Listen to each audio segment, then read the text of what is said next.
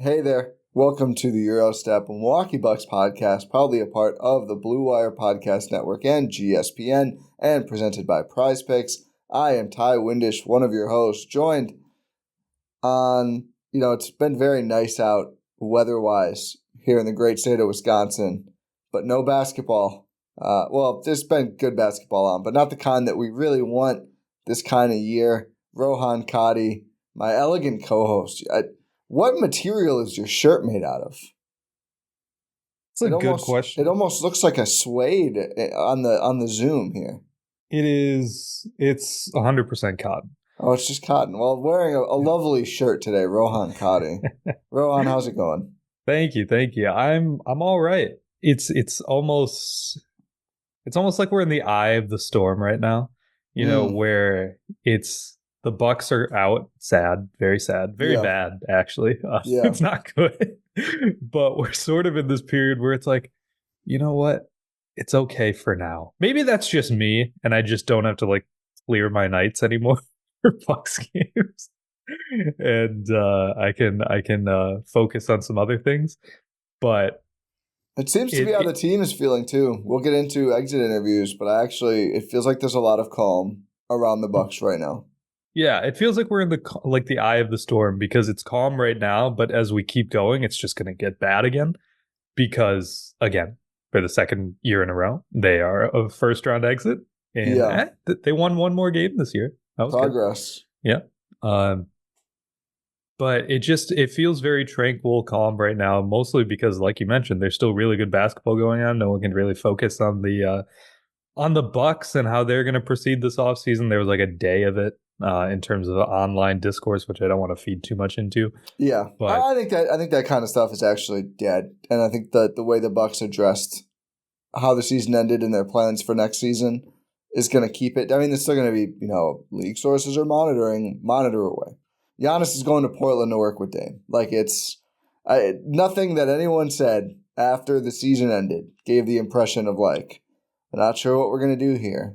All the primary guys who people are swirling their stupid little rumors about are really excited to work with the rest of these guys on the Bucks next season.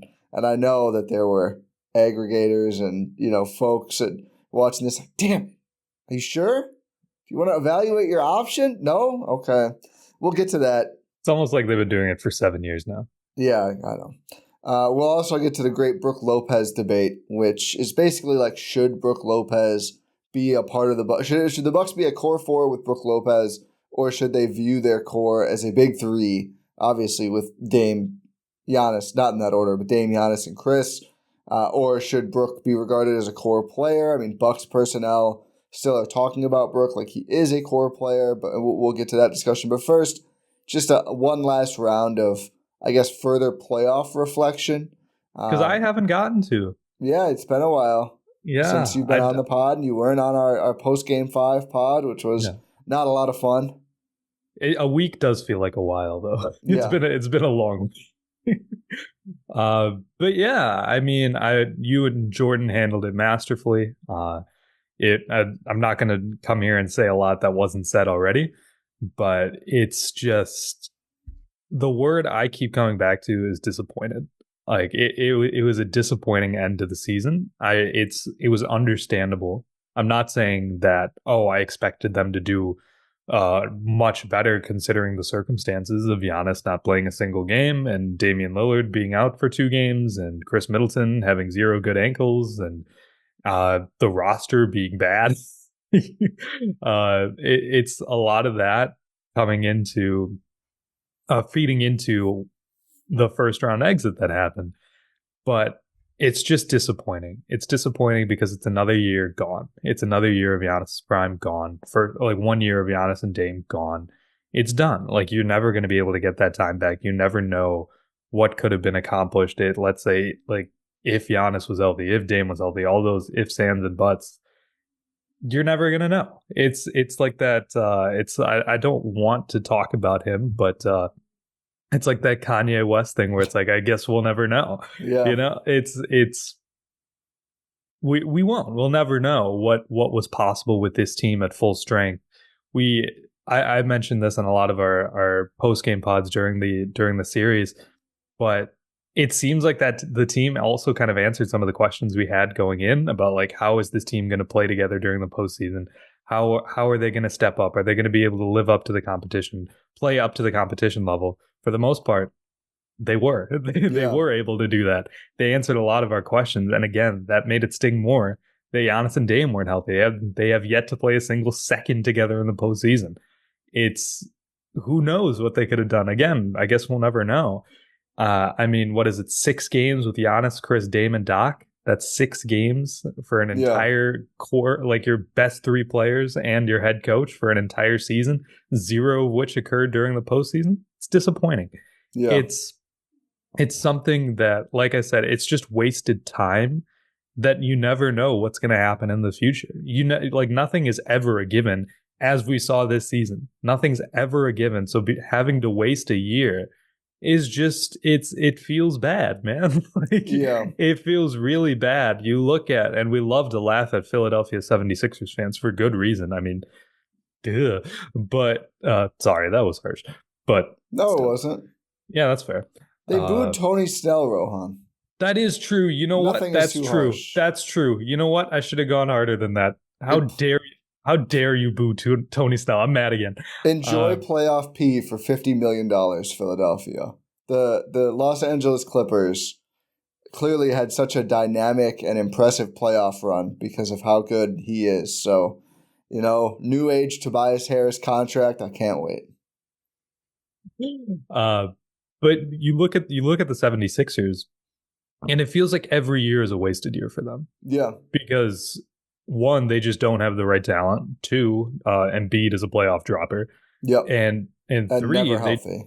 Yeah, exactly. Like every year is a wasted year, and you just see that franchise and that fan base just keeps stirring and stirring and stirring, and it's like, you're never going to get that time back. Embiid's 30. Like he's not. He still hasn't reached the conference finals by age 30. And again, it feels like they're in a swirling pool of just self-reflection because they can never seem to get it right. And it feels like, and I know there's circumstances around that, but the last couple of years, that's been the Bucks. It's just been injury after injury in the postseason. And you have these coaching changes midseason. You have all this drama around like interchanging star players. Like that's how the Bucks are operating now. And it's disappointing. I have way more confidence in this Bucks team than I do the 76ers team by far. Let's not get that twisted. I mean, 1, the Bucks have the better player. They have the playoff riser rather than the playoff dropper. They have a better top 2. And there's just a lot more confidence. They also have more than 2. I mean, they do also have Chris more than says 2. The 3 is eons better than anything Philly. Imagine if Embiid didn't play at all and Maxey missed a couple games. I mean, would they have been swept? Like, to have someone step up the way Chris Middleton did is pretty rare when you look across the league. I mean, I think that was one of the best silver lining parts of the Bucks run, was just seeing, oh, Chris can do this. And Dame, for all the questions, was phenomenal. I think he averaged like 39 points a game. He played parts of 2 games on a trashed Achilles. Like, he was incredible, and even just decoy Dame was more effective than any point guard the Bucks have had in the playoffs.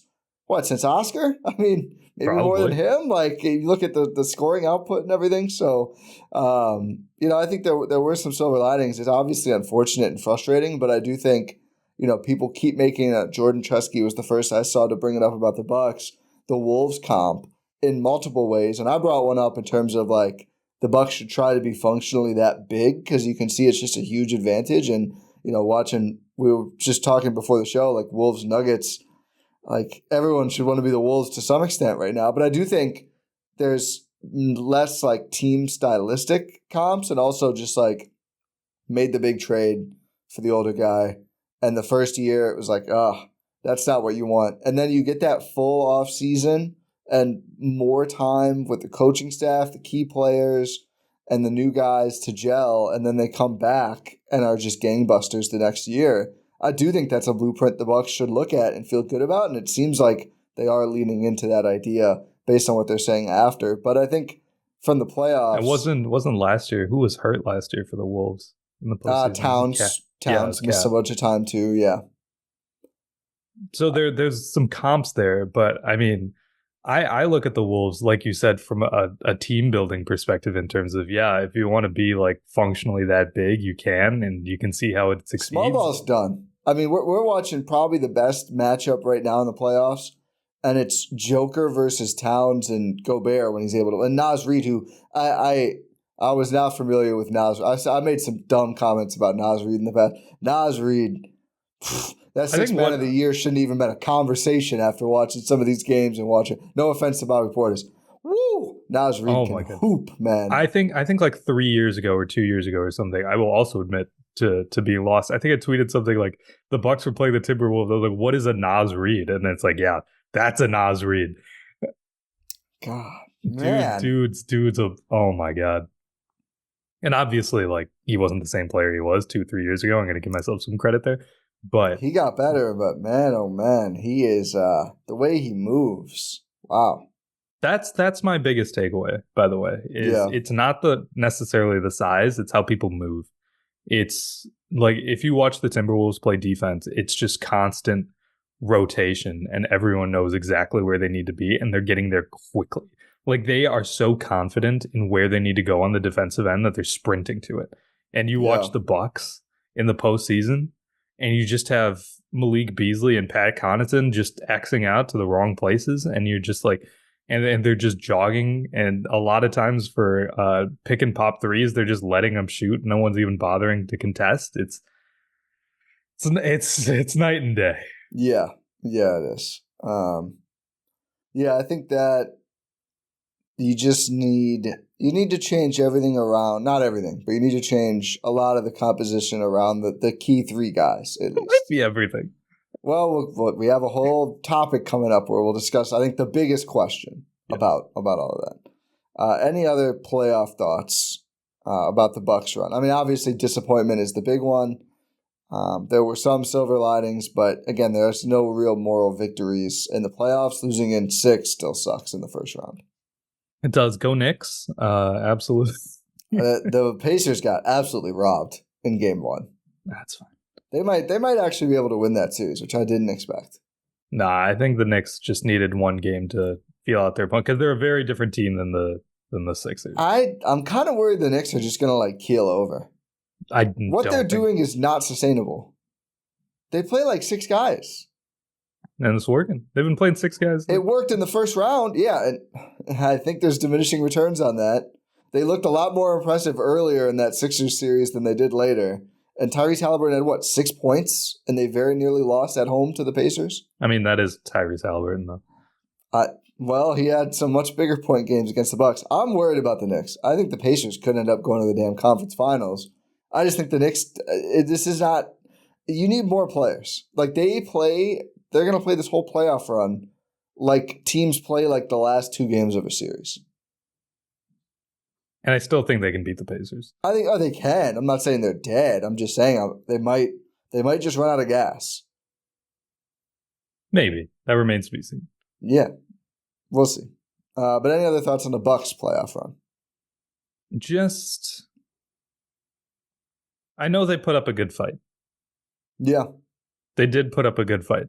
Chris Middleton put up a good fight. Dame put up a good fight. The series was still winnable.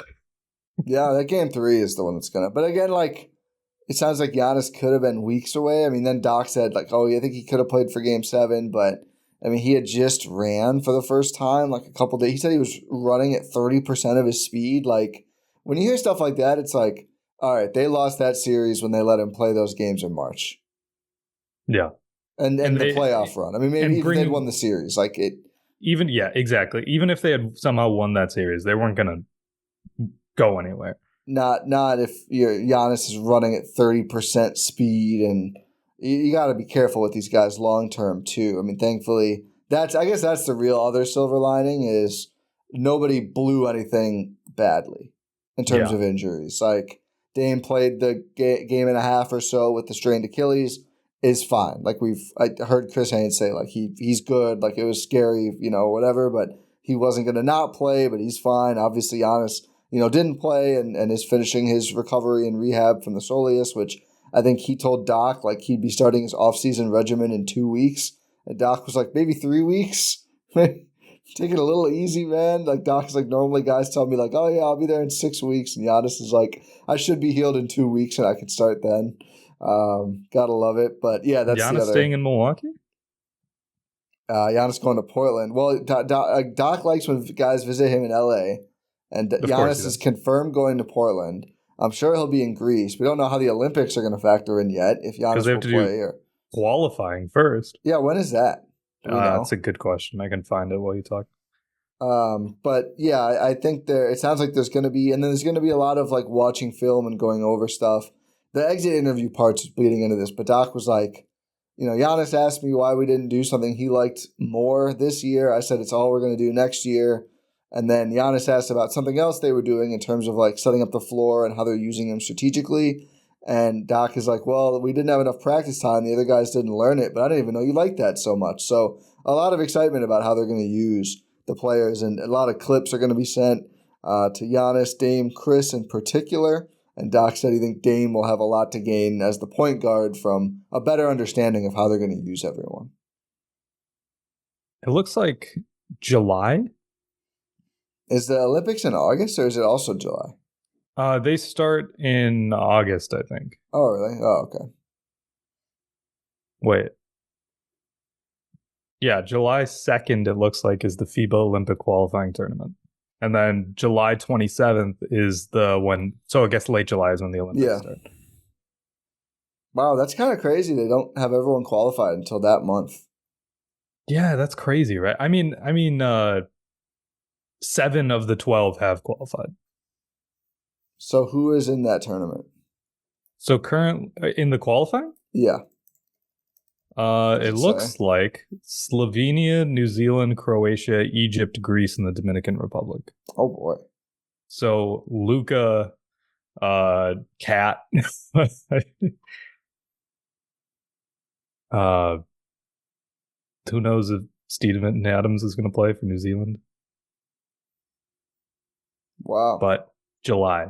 So there is a chance that Giannis plays, considering it's May. Yeah, it's May. Yeah, two months from now for that. Certainly, I think if they get to the Olympics, even if doesn't go, but I would imagine he'd probably play for both. Oh, it's time for Thanasis to lead his country. Thanasis, Alex, Costas, let's go. No more Nick Kalathis. He's done, right? I think so. I hope so. Let's go. Get him out of here. As a fan of Greek basketball, I've had get him out of here. I know he's got a storied past. I can only watch him look off Giannis so many times, though. I can only watch him dribble the ball on the left wing for so long and lead to nothing. Where's Tyler Dorsey? Where's Honestly. Yeah. Let's get the Giannis Papagiannis front court going like you dreamed of. Oh, God. Well, here, we'll get some more data on if the Bucks could get a non-shooting center. I mean, Greece doesn't have Dame, but they do have Tyler Dorsey, who's like damn near as good in international competition, it seems. That's that Anthony Edwards. They got KD, but we got Jaden McDaniels. Dude, except that actually turned prophetic. Well. Man, imagine that the Bucks have Jaden McDaniels. That would be very nice. Well, we'll talk about, as we go through this summer, how they can replicate Jaden McDaniels in the very blurry aggregate. Very Sounds blurry. Good. Are you going to gaslight me into there being 2 Vanderbilts again? Is he going to be a free agent? Who cares? You know who I like? I don't want... I'll give it away. One of the guys I'm excited about as a real true vet min option, Derek Jones Jr. I don't know if he's going to be vet min. You think he's going to get a raise? I think he's going to get a raise. We'll see how this series goes. Probably, I don't think Dallas would let him go either, but we'll see. Yeah, considering he's been on a defensive tear. Yeah, I know. He would be so nice, though. He would be. I mean, that's the thing. Like, hey, you want to start? You want to start next to Dame, Chris, and Giannis? Like, that's the pitch. I mean, that's got to be a little it worked for Beasley, who also we would, as bad as that age, we wouldn't have expected to be a vet man. We'll do a whole free agent thing. We'll go through all the lists and pick our favorite players. Let's talk about Brook Lopez. It's off-season, baby. Yeah, it is. The Brook Lopez debate. So, Giannis, in his exit interview, he talked about because they basically asked him questions about like, hey, are we, the Bucks need big change? Are you guys too old and slow, whatever. He cited the numbers when he, Dame, Chris, and Brook were on the floor and said that we're one of the best league's offenses. He's actually underselling it. The 4-man group of those 4 players, when you look at lineups, 4-man lineups to play at least 500 minutes together, they were number 1 in the league. It was the best group of 4 in the NBA in terms of net rating among groups of 4 to play at least 500 minutes together. Giannis also said, we're getting older, we're not getting any younger, but that doesn't mean we cannot still perform at a high level. I think Brook was incredible. I think Chris this series was incredible. I think Dame when he played was incredible. I think if I'd played, it'd be a different conversation right now. Then he was kind of like, maybe not, maybe I'm not that good. It's like, oh, whatever, Giannis. Giannis said it's hard to say that, yeah, we're old and we have to make change. Dame is 33 and he was unguardable. Then he also said Dame, Chris, Brook, Bobby, me are hopefully all going to be here. And I was like, everyone, Bobby, are you sure? We'll get to that. But there's been like a whole debate now about among Bucks fans and probably media too of, do they need to jettison Brook Lopez to get to that younger, more agile, more able to play different, switching defenses, etc. So where do you come in on that, Rohan? I have some more stats. I know you have some stats on Brook. Is he just a casualty of the team around him getting old, or does he need to go? Like, where are you at on this? So I guess to answer the question of is it a core 4 or is it a big 3? Let's start there. My answer is it's a big 3. It's not a core 4 at all. I would have argued that it's a core 4 like 2 years ago. Not anymore. I don't believe it's the case in terms of Brook Lopez and his decline. He's aging. He's more of a situational player. You and I talked about this during the postseason. He's more of like a matchup dependent weapon now. He's not a consistent guy where it's like, oh yeah, everyone's healthy. We have to throw Brook Lopez out there for the entirety of the game. Like we have to have him play 30 plus minutes. It's more of a matchup thing. And I don't think it's a core 4. I think it's a big 3, especially considering the talent of your big 3. Considering you have Giannis and Dame who are just on their own level. You have Chris Middleton who is capable of rising to the occasion as we saw in the postseason. And then you have Brook Lopez, who even in this postseason, I mean, he was all right. He wasn't dominant. He wasn't great. He wasn't Eastern Conference Finals versus the Hawks sans Giannis Brook Lopez. He's just not that guy anymore. So just in the general sense, I think it's just I think it's a little hopeful to call it a big 4 rather than a big 3, a core 4, excuse me. I would agree with that. I think he is, and we've said this, he is more of a situational player now than a true, full-time star. It is interesting. He actually averaged more points in this first round than he did in that conference finals, although, of course, Giannis did play some of that series. He actually only ended up 1.5 points per game fewer than Miles Turner in that series, which is kind of mind-blowing. I'm not here to try and brainwash anyone to say that, Brook was phenomenal all series and was like a star. I did think he showed he can step up offensively if they really need him in some of those games. It's also the other end of the floor. Yeah, listen, I understand that, but I think he was dominant defensively in that Hawks series. Yes. Well, the Hawks without Trey is a big different set of personnel too, but I'm not even saying just that series. I'm saying back in those days. How about that? But he didn't close against Phoenix. I don't think he was that different of a guy.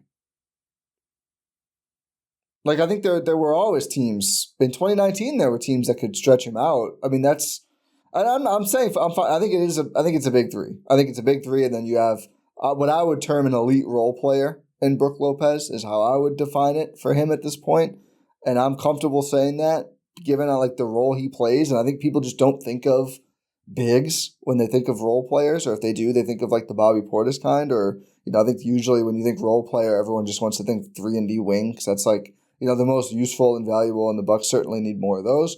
But I mean, like they tried to put Brook closer to Miles Turner in that series, and then the Bucks just started giving up straight line drives everywhere else because Brook wasn't able to help and contest. Like I think from watching that full series play out, I would not say Brook Lopez was the reason the Bucks couldn't contain Miles Turner and the Pacers. I would say Brook Lopez wasn't enough to make up for, clearly, what was going on. But I don't think it's a Brook Lopez problem as much as it's a almost nobody could hold contain on the entire roster problem. And I just think people are getting those things a little conflated and thinking, they couldn't contain Indiana because, they had Brook out there. And while they had some success, mostly in like just game 5, with going smaller and just getting out there, they tried to run out that same lineup in game 6 and they lost Gallo's minutes by 10 and he played like 2 minutes. Like, I just think that, and they won Brook's minutes in game 5 too. They just played much better overall. I just think there's a little bit of muddied waters there in terms of, they couldn't defend because they're stuck with Brook at the 5. When I look at it and it's like, Brook at the 5, you're limited in how you can play and everything, and you want to be more flexible and have options, but I think they were limited because their roster of guys they ran out there was extremely limited on the defensive end. And on the offensive end, they couldn't dribble, which also makes it hard. No, I'd agree with that. I don't think Brook Lopez is the reason they lost that series. I think one of the main points of this debate, and sort of where I stand on it, is, of course, Brook Lopez is not the reason. Completely agree with you. He's definitely not the entire reason they lost that series. I just view that center position around Giannis as something that can be improved for the postseason. You look around the league, right? You feel like there's a center on every team who's able to just be mobile, be a mobile big. Bucks don't really have that, to be a mobile, strong big. And the Bucks don't really have that. I mean, Bobby Portis is their closest equivalent, and it's 34, is it not? Yeah, no, I mean, like alongside Giannis. Yeah. No, you're absolutely right. The answer is Giannis at the center position. But I'm saying, like, even if you go around and you just see these, like, I don't believe the center position, aside from guys like Jokic and Embiid, like those types of guys, I view it more as a hired gun type of position nowadays, rather than just an elite scoring and option position. Like, you don't really have. There's not really like sub stars at centers. There's no like those. Who's a good? I mean, like Bam. I'd say Bam is a star. So like Gobert, is Gobert a star? Gobert actually fits the mold of what I'm trying to say in terms of like a mobile big who can play defense. He's just the best at it. So that's kind of a different story. I mean, but the Knicks guys. I think I think of Hartenstein when I think of these guys. So I'm glad you brought up the Knicks. Like, I think of Isaiah Hartenstein and how he's really playing well. You think about like a guy next to Zion and Jonas Valanciunas, who doesn't have to be like, he's not the best example of it, but he can hold his own. Like, he's not necessarily taking a ton of shots. He can play next to a guy like a dominant paid presence like Zion. That works. We've seen that. You see that across the league. And yet with Brook Lopez, like Derek Lively, for example, another guy who just is an undersized center, but he's mobile and he's strong, he's athletic, and he can play next to guys like Luka and Kyrie who are going to be driving the ball. Like, I mean, I feel like it's a hired gun type position now. Like, if you're not Jokic, like if you're not a star. But I think the archetype of what the Bucks specifically are looking for is so hard to find, which is why they've just continued to run it back with Brook. Like, okay, let's define that archetype. So it's a post defender, it's a rim protector. Yep. Who can space the floor. Or at least do something to where they don't just get ignored offensively when Giannis has the ball in the paint. Exactly. So that feeds into my point. So my point is that we've talked for years now about like what's the succession plan for Brook Lopez. Yeah. And we've always talked about, you just like a 3-point shooting rim protector and how that's so hard to find. I don't necessarily think that's Needed, because it's not necessarily like a 3-point marksman. It's someone who you can't ignore, whether that's from three or just a mid-range. Like you see, I keep coming back to Hartenstein because he's just a guy who, if he's left open as a screener, like he'll hit a mid-range shot. He can hit a floater. He can do these types of things. And you don't necessarily like you can have him spaced out enough from the rim where you give Giannis these driving lanes, and Giannis doesn't need much of an opening at all to be able to get to the rim. We know that. But you just don't need to have him all the way like past the 3-point line. I don't think that's necessarily needed, considering we've even seen Giannis succeed with Brook and Bobby in different machinations where they're not spaced out to the 3-point line. We see like a 4-out 1-in where Giannis starts out and drives in, and you still have like that outlet pass right there, like that little dunker spot pass to a guy like Brook or Bobby once the defense collapses. Like, you don't need to be all the way out at the 3-point line. You can be a guy who's just in the mid-range, in the paint, like not necessarily in the restricted area, but in a far enough away where you create that separation but can still do damage with it.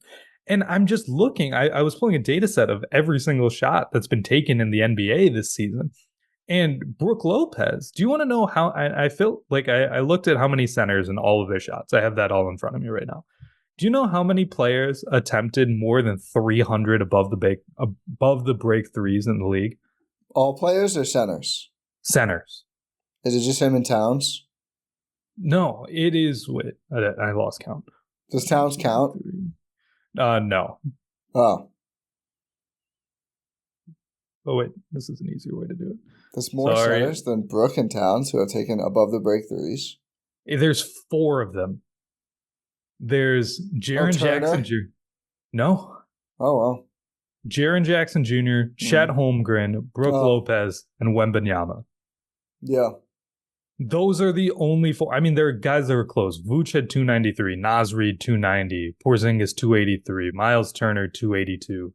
But then it drops off a cliff to Jokic at 215. Yeah. Like, so if you want to say like close to 300, 280 plus, that's 8 players in the entire NBA. And what do 6 of those 8 players have in common that aside from Brook Lopez and Vucevic? They can move. Yeah. They can move. They can attack you off a closeout. Like, it makes sense for a guy like Wembanyama. I mean, Wembanyama can do anything. Yeah. So maybe he's not the best example. But how about a guy like Jaren? Like, someone who's been compared to Brook Lopez in terms of his defensive ability, his ability to shoot the 3. But what makes Jaren Jackson Jr. dangerous is when he's shooting that 3, is that if you close out on him too much, you're giving him space to drive. You're giving him that space. Same with Chet. Same with a guy like Naz Reid. Like, these guys are quick. They're able to do that. With Brook and Vooch, no, they can't. They absolutely cannot do that.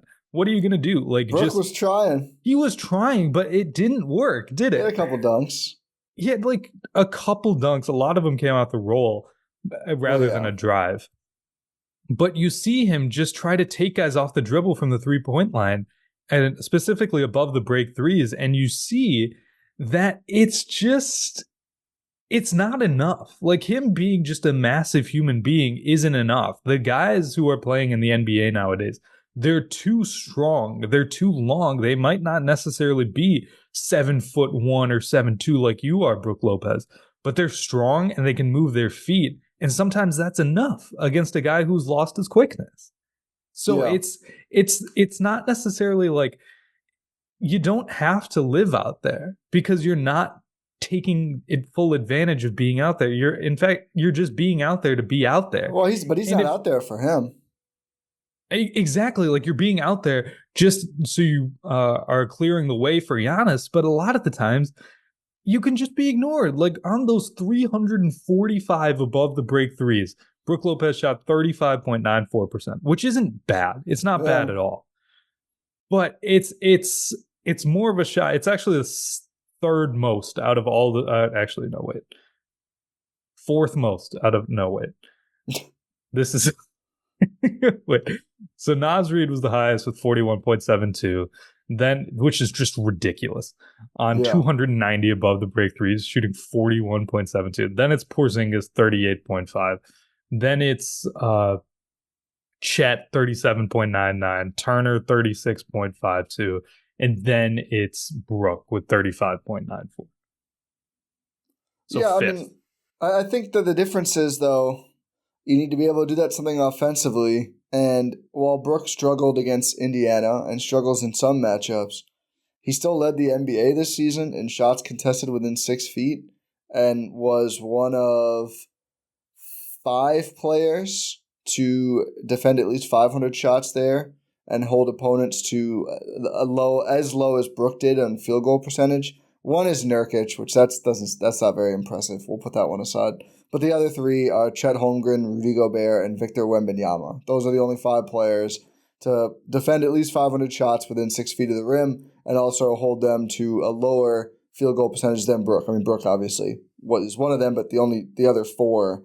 Like, I do think he's still an extremely rare player in terms of what he can do on both sides. And I think we can talk about, like, what would the Bucks want to look like or what should they look like or whatever. I mean, obviously, you're not going to get Wemby or Chet for Brook Lopez. So then the question really should be, like, are the Bucks better with Isaiah Hartenstein than Brook Lopez? I don't know. I don't feel strongly that they would be. See, here's my thing about that is, like I was talking about, you don't necessarily need to be a guy who is out at the 3-point line, and no, they're not going to get Chet or Wemby like for Yeah. Brook. But I think it's more about a diverse shot selection. So here's another thing about those top 8 players that I mentioned in above the break threes. Do you know what the lowest number of, like, in the paint non-restricted area field goals amongst those players is? Probably Brook Lopez. It's Brook Lopez by a wide margin. He's the only one under 100. Yeah. He took 96 of those. The next highest was, who was it? It was Kristaps Porzingis, who took 174. So I think it's more of like a diverse shot selection thing with Brook Lopez, because again, like, these guys who are like these 3-point shooting bigs are also not necessarily just 3-point shooting bigs. They're guys who will also just be in that floater range, be in that little hook shot range. And Brook Lopez has not been that, even though those guys have been surrounded by drivers. You look at Kristaps Porzingis. Who does he have on his team? Jaylen Brown, Jason Tatum, Drew Holiday, Derek White, all guys who like to get to the rim, aside from Tatum sometimes. Jason Tatum, here's some advice. Get to the rim more, you'll be even better.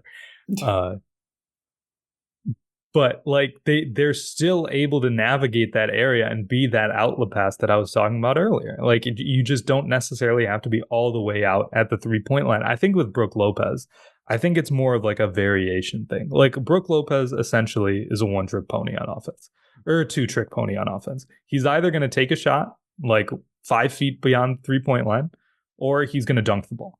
That's it. And with those shots, like you and I have talked this to death. His shot selection can be absolutely egregious sometimes. I think that's a lot more of my issue, is that there's no diversity to his shot selection. He's not also trying to be that guy who's getting a better percentage look in the paint. Like, he's not going to be in that floater. Like, we know he'll love to take those floaters, but that's only after he contorts his body in a way that a 7'1", 37-year-old, 36, right? He's going to be 37 next playoffs, I think. I think he just turned 36, and he's April 1st B-Day. Yeah, so it contorts his way in which a 36-year-old 7'1" guy shouldn't do, and yet he's somehow able to make those shots. A lower clip than it has been in previous years, but remember his like first 2 years with the Bucks when he just didn't miss those shots. I miss those days. I miss those days a lot. Lipitsky. Yeah, Burke Lipitsky. I forgot about that. That's a good one by you.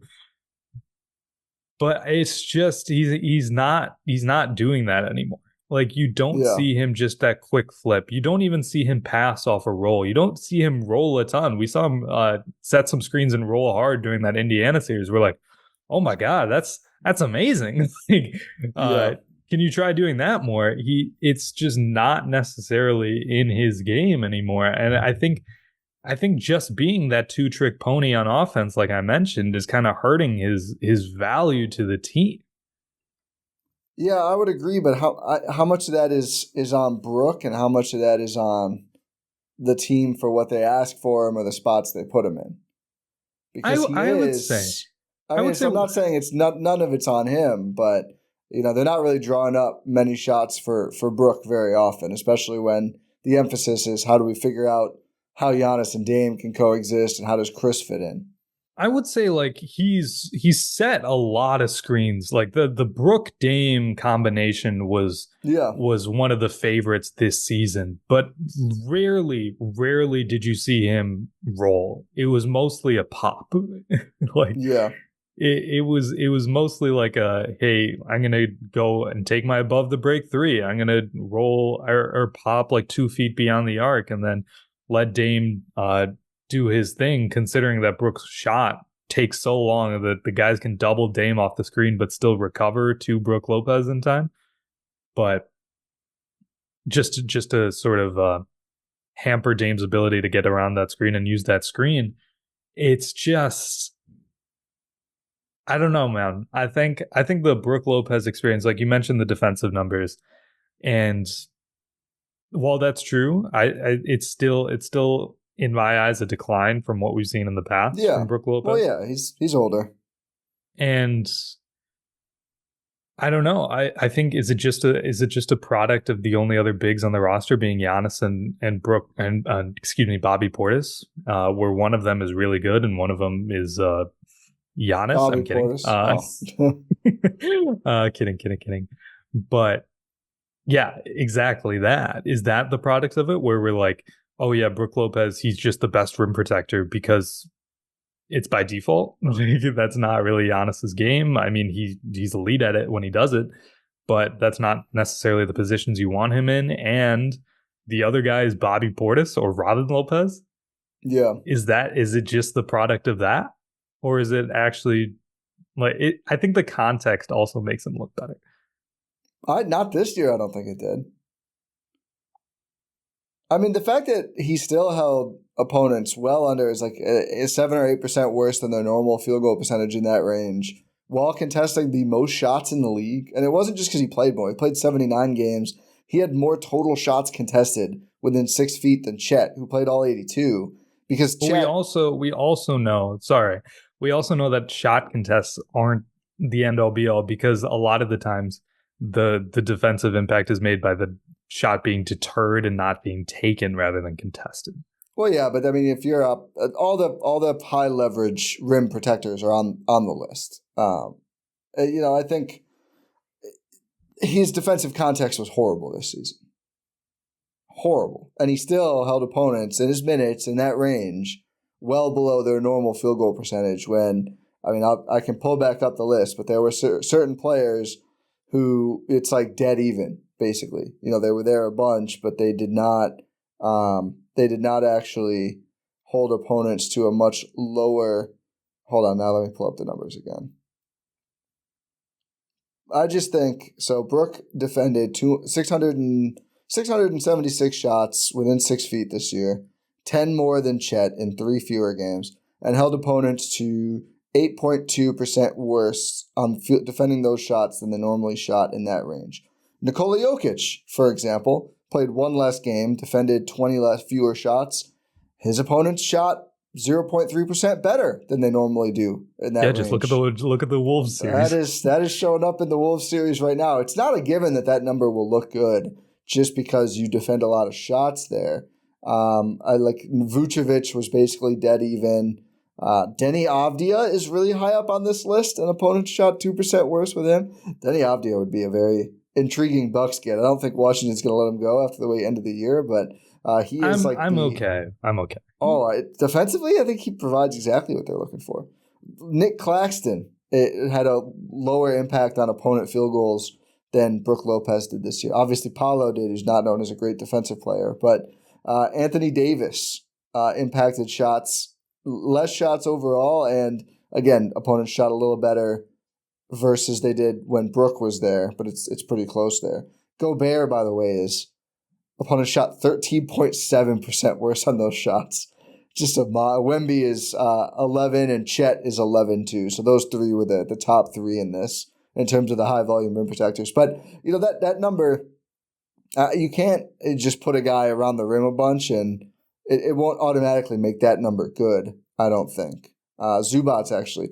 Porzingis was 13.8 too. He just didn't do as many because he only played 57 games. But yeah. What's going on in Atlanta? DeJounte Murray's on this list. DeJounte Murray defended more shots within 6 feet than Clint Capella did this season. And Okongwu? Yeah, I don't think Okongwu's anywhere. Luka's on this list. Oh my God. Austin Reeves. You get some smalls later, which makes the data weird. I think a lot of those guys. I think of Luka. It's mostly because they're switched on to bigger guys. Grayson Allen is the only perfect 0.0. Oh no, Jonas Valanciunas as well. Grayson. Hey, Allen's that's my son right there. Get well soon, Grayson Allen. 70 million? So I think was it 70 or 80? 79? Was it 80? I don't know. I thought it was in the 70s. I didn't think it was 20 million a year. 70 even. Yeah. I mean, it's not a bad chunk of change. No. Yeah, give some back to me, Grayson. I do think, though, I want to touch quickly on just the contractual part of this because I have seen a bunch of people like... And that's... Yes. You can't pay Brook Lopez all this money. He's making like 22, 23 million next year. Like, that's starter... That's not superstar money. That's not even star player money anymore. And that's why a lot of the trade talk is around Brook Lopez is because he's a solid expiring. Yeah. And with the second apron rules, the Bucks cannot aggregate salaries in a trade. So you can't. Are they over it? Are they? Frank Madden said because of unlikely bonuses, they'd be just under going into the offseason. Oh. And then they might have to shed some more money, which we've pictured they probably would anyway, given the way some of these vets played. But that's still a TV. I don't know how they're going to operate there. Okay, but let's assume the worst. Let's say they are a second apron team. Yeah. With the full rules now in place, which they were not last season. You now, if you are above the second apron, cannot aggregate multiple salaries in trade. So you can't do a 2-for-1. You can't do a 3-for-2 or something like that. You have to do a straight like one for whatever. You can get multiple players back, but you can't send multiple players. And like you can't take back more salary either. Exactly. You can't take back more salary, and you can't send more players than you're getting.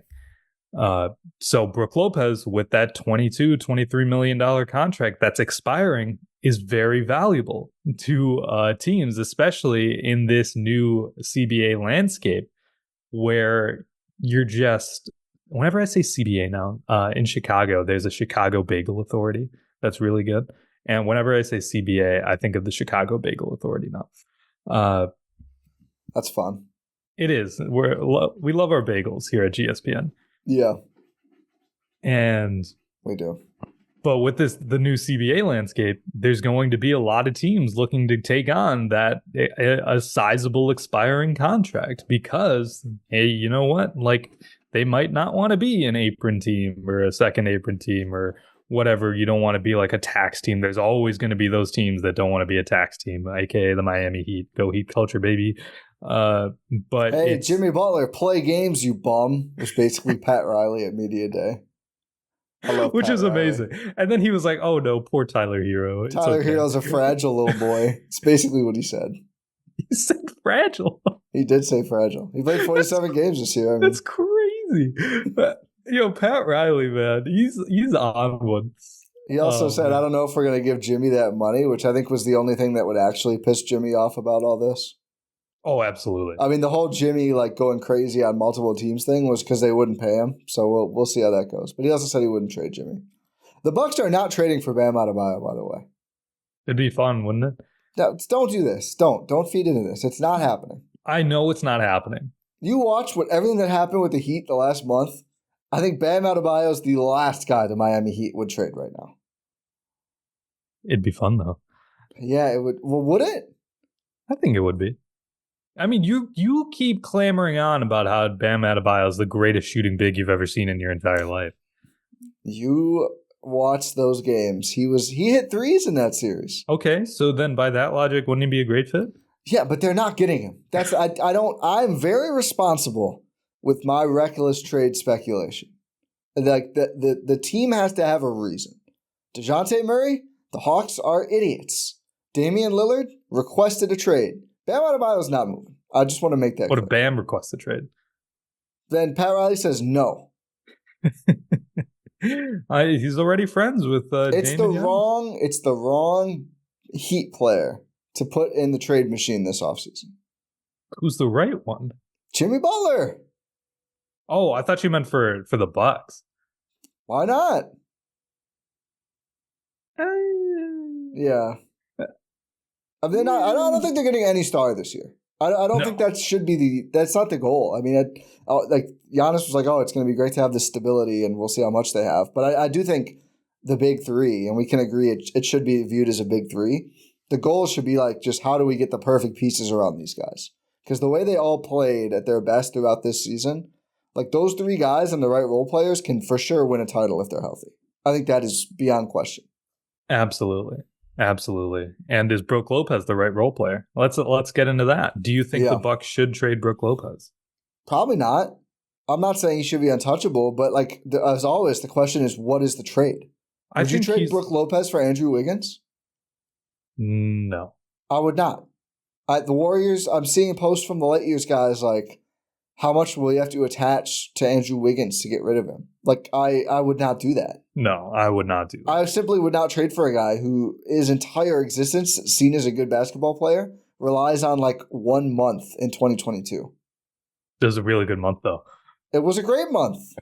I think the Bucks have made better dice rolls than that have crapped out on them, and I do not want the Andrew Wiggins experience. That is fair. I mean, would you rather have the Andrew Wiggins experience or the Jabari Parker experience? That was the Bucks in 2014, baby. I guess Wiggins. Yeah. Didn't really work great for the Wolves, though. I mean, it's working out well for them now. I mean, it's 4 trades later. I don't think you could say it was because of Wiggins. Well, they got Russell for Wiggins, who they turned into Conley. Yeah. That's good. Thankfully, Wiggins was so bad there, they got to pick Ant at the top of the draft. So I guess it did work out. Yeah, that's what I'm saying. He was a addition by subtraction. And I think he would be that for the Warriors, which means for the Bucks, he would be subtraction by addition. Jabari Parker is not being paid like $50 million by the Bucks right now. So yeah, well, they did that already. They did that total $50 million and moved on. But that's the question, though. Like, again, I'm not – a lot of people on Twitter are very mad. Oh, you want to keep Brook Lopez forever. Show me the trade that makes – this is always what I say. Trade Chris Middleton. Trade Brook Lopez. For who?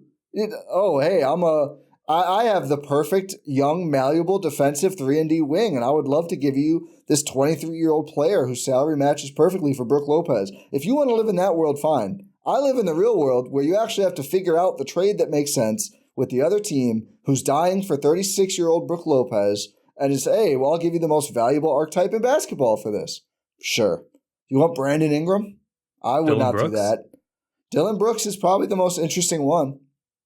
I mean, the Rockets, if you're the Rockets, yeah. Like, I know they went hard for him last summer, so it makes sense that they're an obvious trade candidate. I think Dillon Brooks had a good year. He might be all defense the second year in a row. Like, I think that's one of the ones that intrigues me the most. He's Dillon Brooks, but I think I could overlook that.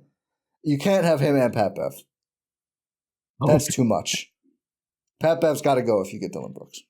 I didn't even think about That's way too much. That's way too much. Imagine Dillon Brooks, Pat Bev, and Bobby on the same team. I don't want to. Too much unseriousness. Giannis will pull his hair out. honestly, go Paul. Giannis does not want that. Chris Middleton will. I'm not going to say it. That's kind of Chris Doc Rivers would just wipe off that paint off his head. Oh man. But now if you're Houston though, I think Şengün got better over that last year. Like, do you really want Lopez? But however, Şengün is up for an extension this year, and there's some rumors that they're not going to give him what he wants. I think Ime would rather have Brook overall, and they love their vets. I mean, that one I probably would deeply consider. I'd probably do that. So I think Dillon Brooks is the perfect kind of fit that you want at the 2 guard, basically 2/3, whatever you want to call it, on the Bucks. And then I need Chris to bully his shot selection out of him. Well, he actually took a lot fewer shots this year. I think Ime did some of the work there. I was looking at his numbers yesterday. I know, but it's still 2 years is a habit, not one. That's true. I mean, just continue that work. But then what is your center position look like? Well, that's the question. I mean, I think they really will draft a center this year, no matter what they do with Brook. Because I think the way the board is looking at this early stage of draft talk, and there will be more draft coverage from me here and on Substack, there's a lot of skilled bigs. I'll do some work too. It's going to be a fun one for us to cover. This Kel'el Ware from Indiana, a lot of people have mocked into the Bucks, and he is like a big stretch big, and it's like, oh, that would be, even if they keep Brook this year, that would be a great guy to learn from for a year under Brook and then be ready to hopefully step in. But also in year one, like, it gives you that athletic center option off the bench that like the Mavs enjoyed with Derek Lively, the Warriors enjoyed with Trace Jackson Davis. Like, being able to have at least a back, I wouldn't want to start a rookie day one, but I would like to be able to bring one in. So I think if you trade Brook, you need to trade for or sign another center. I don't know who the hell you get who makes sense. My guy Isaiah Jackson had a nice game, but I don't think he has the offensive versatility we're looking for. What's Zach Collins' contract looking like? I think they said he's going to start next year for the Spurs. I don't know if that's – I think since then he was benched because Pop is hilarious, but – he signed a 2-year extension. He's not really shooting anymore, though. Let's see. I can pull it up. He kind of gave it up. Zach Collins this past season took 162 above the break threes and 19 corner threes. So a good amount above the break, none from the corners. Yeah. 178 in the paint non-restricted area, though, which is what I like to see. But what's the percentage? 46.63. Are you sure it's what you like to see? It's not bad. That's not great, though. No, it's not great. Only shot 67% in the restricted area. Yeah, it's not ideal either. I don't think he's that good. Yeah, that's fair. How much is he making? I mean, how are you getting him then too? That is true. How are you getting him? And then he signed a 2-year, $35 million extension in 2013. Oh yeah, so like Bobby and Pat, and then the Spurs went up. Yeah, you can't even do that if you're above the second apron. Yeah, that's a good point. Yeah, we need to figure out that's the operative question of like who would the Bucks then get. So let's look at real quick. I'm gonna filter by center on Spotrac, which probably will only show me like 5 centers, but the incoming free agents: Jonas Valanciunas, not probably attainable for veteran minimum. Rashawn Holmes, no. James Wiseman. Why do people keep posting about Nick Claxton to the Bucks, by the way? Because he's a free agent center. But that means free agents are the hardest to get. Like, the Bucks cannot sign. I saw some people mocking him getting up to like the 20 million range. I mean, yeah, he's probably the center who's going to get paid the most on this list as you look down. Where is the 20 million in cap space for the Bucks? Oh yeah, well I don't. We'll see if he gets out on the open market or not. But I mean, at absolute most, if they duck some aprons, they would have the mini MLE, which is like what, 7 million this year, something like that. I mean, any high price true. Remember when that was the mid level? Yeah, I mean the mid level used to be like 3 million way back when. But like Isaac Okoro, I think would be a perfect fit at the 2 because he is a true free agent and restricted, no less. They just can't really do it. Like, there's no way you're going to be able to sign a player like that. It's vet mins and maybe MLE guys for free agent, and then you can trade for someone else. But not sign and trade, though. No. Isaiah Hartenstein going to be a free agent. He's going to make way too much. Yeah. I don't think he's leaving either. Mo Wagner, I'll cancel the pod. Yeah, I think we call it a podcasting career if that happens. Technically, he has a team option for $8 million. I don't know what they're going to do with that. A lot of these guys are old. Like Kevin Love isn't. He's not got a player option. He's probably going to take, but that's not really solving your problems. A lot of these guys are old. Thomas Bryant. Remember how excited the Heat people were? He just didn't play at all. Drew Eubanks, who they're chasing out of Phoenix. No. Christian Wood? No. Udoka Azubuike? No. Luke Cornett. Jackson Hayes? Mo Bamba? No. I have a friend who texts me every time Mo Bamba's a free agent. Alex Len? No.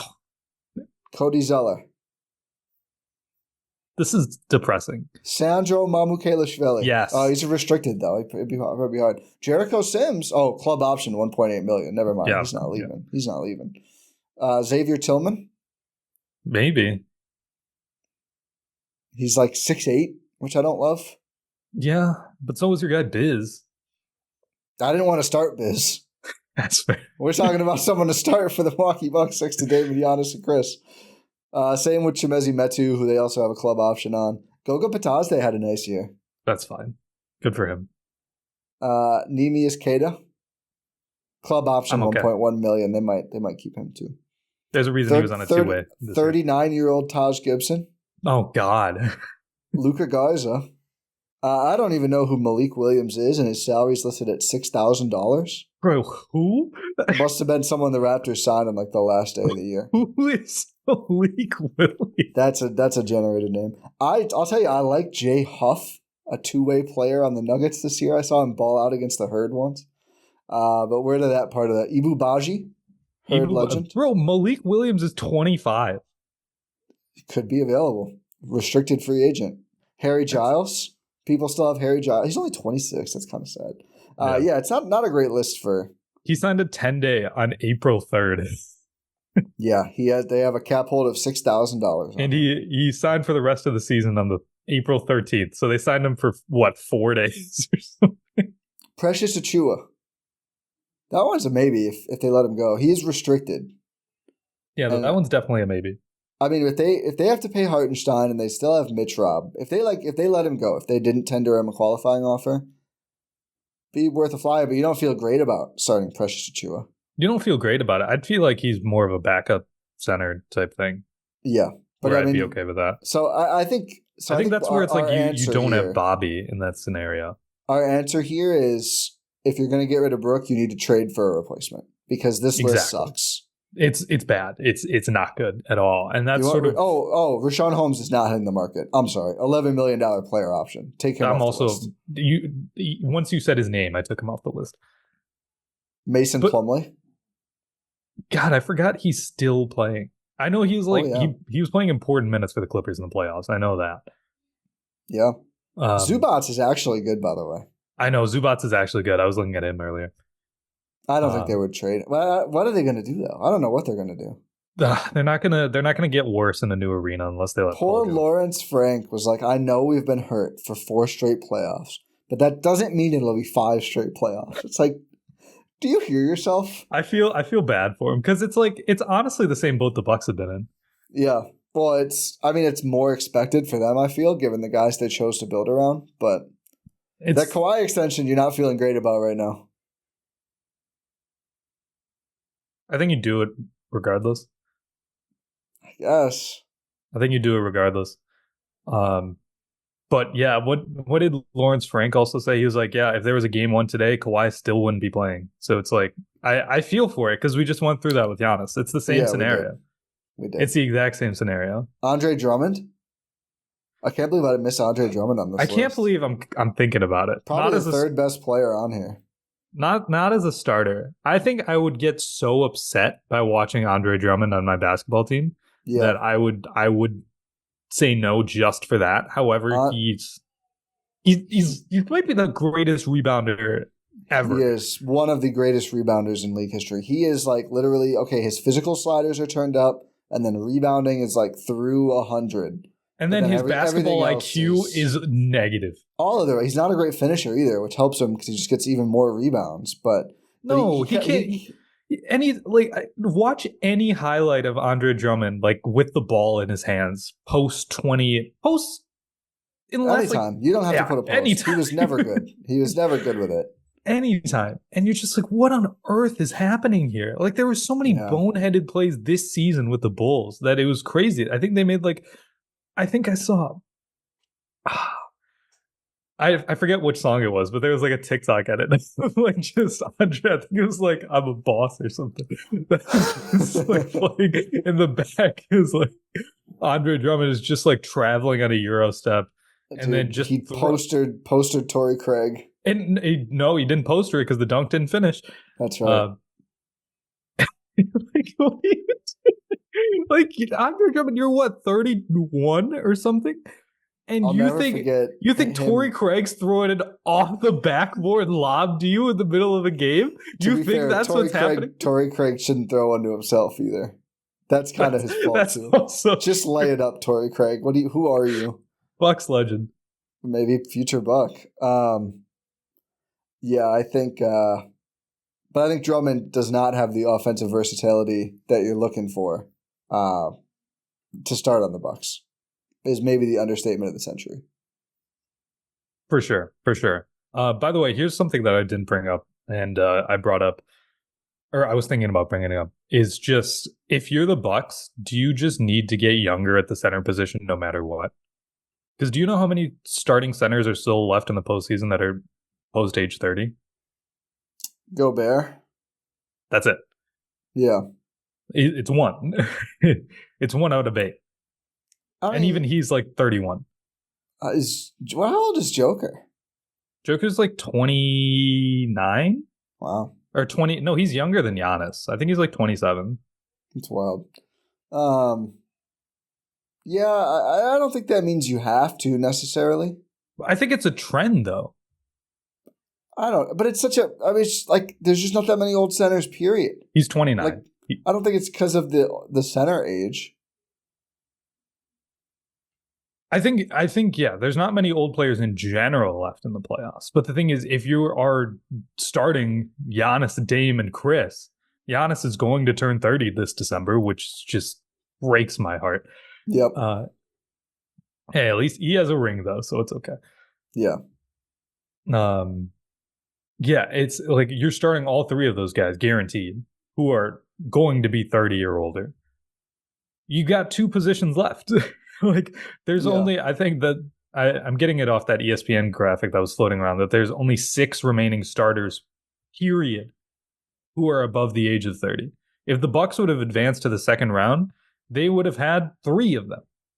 Yeah. Which is insane and just completely bucking league trends. And that's also part of the reason they lost in the first round, is because they were too old and they were too slow, and the rest of the league is too young and too fast. Yeah, I don't know. Like, this comes back to my mobility thing. I might even be okay with getting a guy who's not the best fit next to Giannis offensively. I'd be okay with that if it means that you are more mobile as a unit. I would just rather have the option than just getting rid of Brook just to do it. I wouldn't do it just to do it, but if you're upgrading your team while getting trading Brook Lopez, because like I said, he's probably the most tradable contract on the team,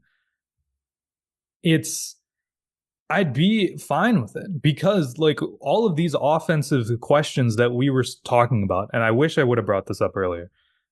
All of these offensive questions we were talking about, like you need to have enough space around Giannis. You need to have Brook Lopez open enough, spread out enough to open up driving lanes for Giannis. Damian Lillard solves all of those problems. Damian Lillard creates enough space for Giannis. Chris Middleton creates enough space for Giannis. But most importantly, Damian freaking Lillard is the guy who's going to be creating enough space for Giannis. Like, the amount of gravity, the shooting gravity that he has is enough to make up for the fact that you are not playing a lot of shooters. And here's the thing. We saw that this postseason. Obviously, there was no Giannis, so you don't get that data point. But you see guys like Jay Crowder, like Malik Beasley prior to game 5, Pat Connaughton, like these guys who are just not shooting the ball and not shooting it well, who you wouldn't consider to be shooters, and yet you're still getting space because you have Dame and Chris out there.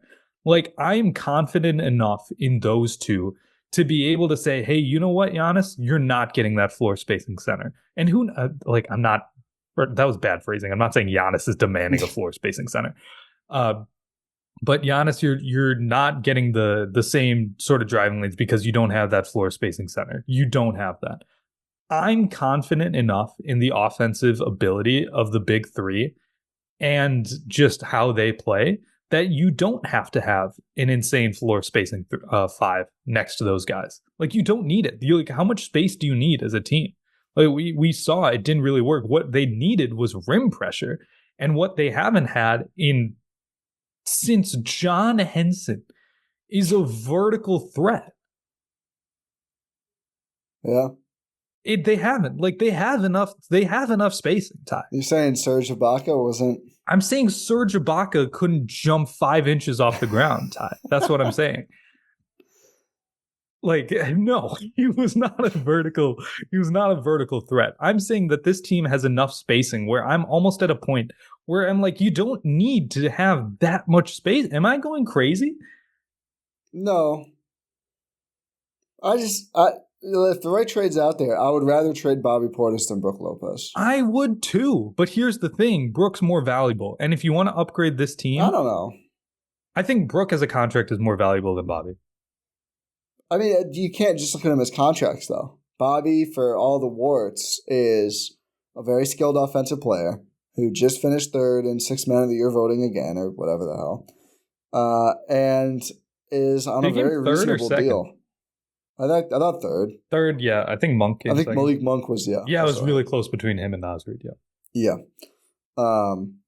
He's like a younger, not yet 30. Like, I think, I don't know how many other teams in the league also are like, we actually do need a player who's going to be 37 in the playoffs. We've been looking for that, and we will take Brook Lopez. I mean, yeah, the contract, the expiring part, whatever.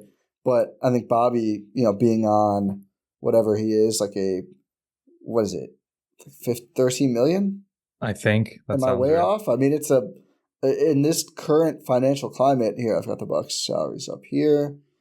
Next season. Yeah, 12.5 million next year. Like, that's extremely. I mean, Pat Connaughton's 9.4. I think they could just try and give him away somewhere to lower the tax bill a little bit more. But I mean, welcome back to Portland, Pat Connaughton.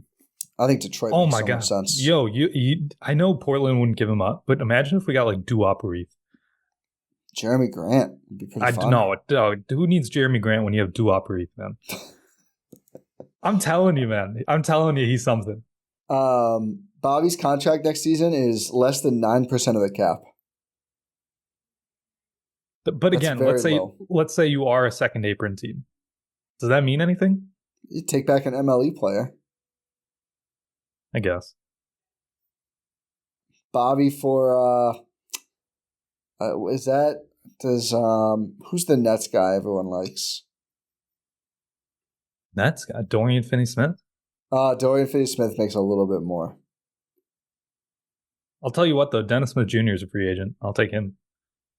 Yeah.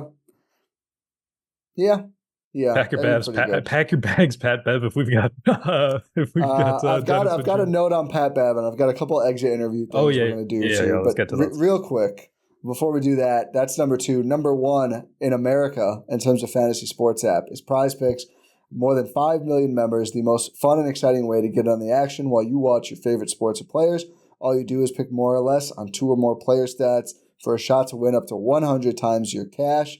Testing my skills on Prize Picks this playoff basketball season is the most simple way to get on the action, and now that the Bucks have unfortunately been eliminated, no more bias here. Time to start nailing correct picks left and right. That's what Rohan and I are going to be doing. Playoff time is the time to join the Prize Picks community and download the app and give a little more spice. You don't have a rooting interest because the Bucks are out. Have a rooting interest in making some cash on Prize Picks. This week, I'm looking at that playoff basketball board. Anthony Edwards for more than on points seems like a very sound decision. Or anyone on the Nuggets less than. Anyone on the Nuggets less than. If they've got Jaden McDaniels on them. Hey, I mean, he had 5 fouls in that game, but that combo of him, Nickeil Alexander-Walker, man. That's special. Yeah, Nah is a player the Bucks could have really used. Jalen Brunson, more than on points also, because the Knicks just have no one else who is going to score outside of old friend Dante DiVincenzo. Maybe sprinkle in a Dante DiVincenzo more than as well. To do all of this, of course, and Get a first deposit match up to $100. Download the app today and use code EUROSTEP for that first deposit match up to $100. That is downloading the Prize Picks app using promo code EUROSTEP. Pick more, pick less. It's that easy. So, real quick before we get to some of the good exit interview quotes. From This League Uncut, a podcast featuring Chris Haynes, BFF of Bucks players, and Mark Stein, big Mavs guy. I was going to say BFF of our friends at Bleacher Report. Yes, also that. So Dame, we'll get to some of this already. Dame is feeling very good about the summer and working with Giannis. They're feeling good about themselves. It seemed like they both talked down the idea that there was going to be like this seismic trade requested, which is obviously, I mean, that was one of the things we talked about when the series got bad. Like that's the big red button that could be pushed outside a serious injury. It doesn't seem like we're going there. But then Haynes on he said, Pat Bev, will he be back? I don't know about that. Stein called it far less than a lock after his last week of incidents, and both seemed to kind of laugh about it as if like maybe Pat Bev had punched his own ticket out of Milwaukee with his actions in the last week. Especially when you're going to have a free agent market, like you said, and you get a Dennis Smith Jr. to be your backup point guard. Is it going to be Ty Washington as backup point guard? Is it going to be his hat in the ring? Is it going to be Hugo Besson as the backup point guard? It's not going to be Hugo. I feel strongly it won't be Hugo. I just like saying Hugo Besson. There's going to be some decisions that are made. Pat Beverly has not helped his case to come back as a member of the Milwaukee Bucks. If it's bye-bye to him and Roan, I'll say bye to Roan fairly easily. That's it. Hey, That's man, can't spell Roan without Rohan. You can, actually. There's no E in my name. No, you can't. Yeah, but you can't spell Roan by just saying E. I know, but there's no E in my name. But it doesn't matter. It's okay, that is true. That is true. Yeah. I think. Anyway, we don't have time to dissect that phrase right now. Yeah, I mean, it's. I do think it's funny. People have been a little precious with Pat. I think you would say you can't spell Roan without Ron, and my name's not Ron. So. No, it's just. We could workshop that though. I don't think we will. Rohan Katti. I think we're good. He's got a naked mole rat on the pod. That's an elite reference. Thank you. But yeah, it's like, we got to get younger. We got to move on from Brook Lopez. But Pat Bev should be back. Like, he's old too. I'm not pressed if he's my guy is like, you had Biz. Who was your guy in free agency? You've had Malik Monk in the past. My guy, pretty good hit rate for you. My guy this year is Dennis Smith Jr. Yeah, you're all over it. That'd be great. Just if you can get him, I think you solve a lot of problems. Yeah. I think you solve some problems. I think you solve some of your backcourt problems. Yeah. Yeah, I'll put it that way. He's not a defensive five for you who's mobile. No, and he's also not starting at the 2. I don't think. I don't believe so either, but I don't believe Pat Bev. I think that's no, I don't either. I think that's the biggest spot, and then of course, if you move Brook, you have to address center as well. Yeah, let's get to some exit interview stuff.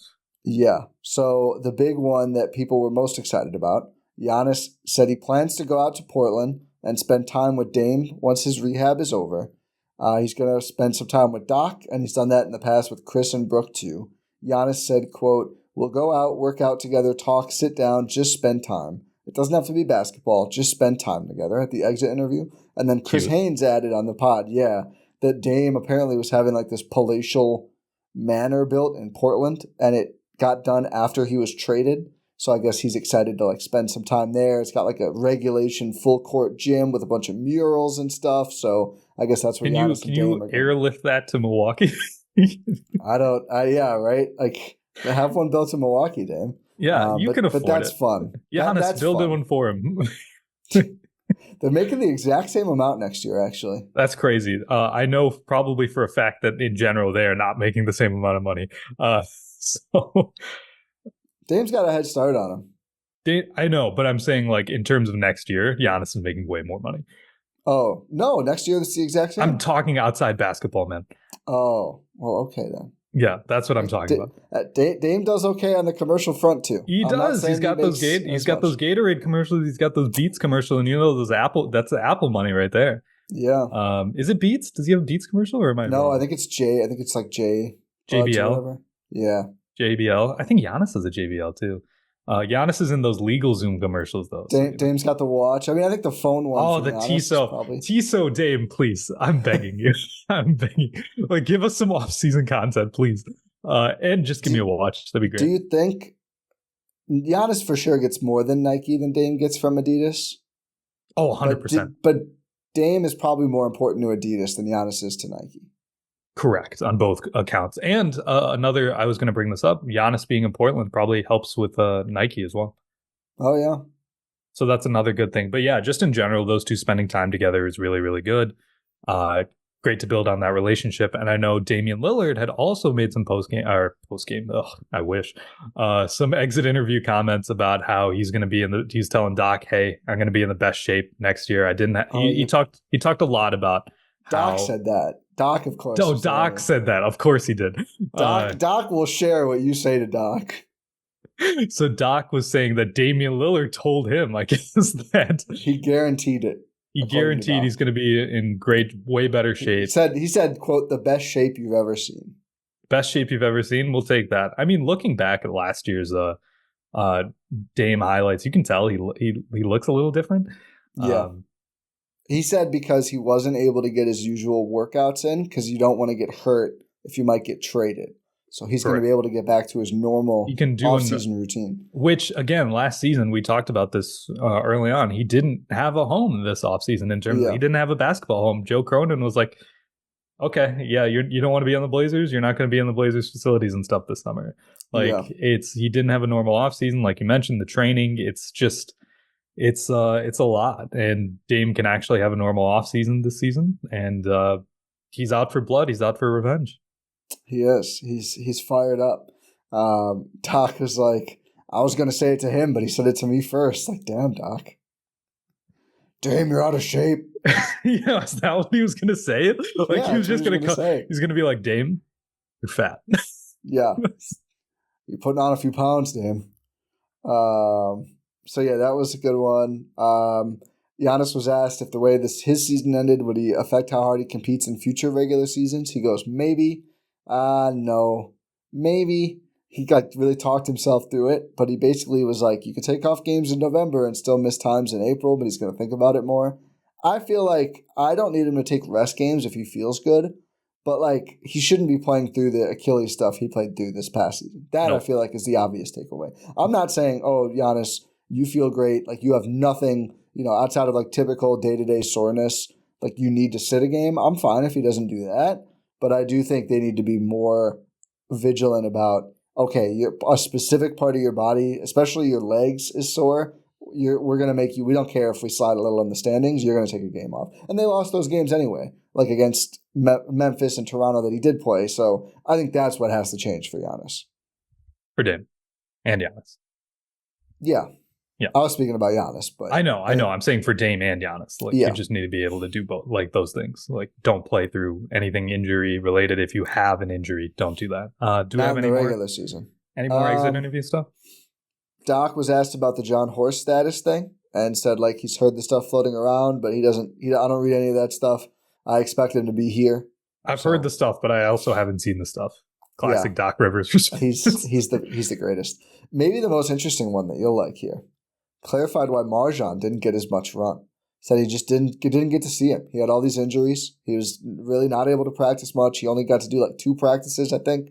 And since he wasn't playing before, Doc said, like, I'd never seen AJ Green and I played him based on what the assistants said. So it seems like he kind of just carried over the habits from Griffin and Prunty on which young guys actually got to play.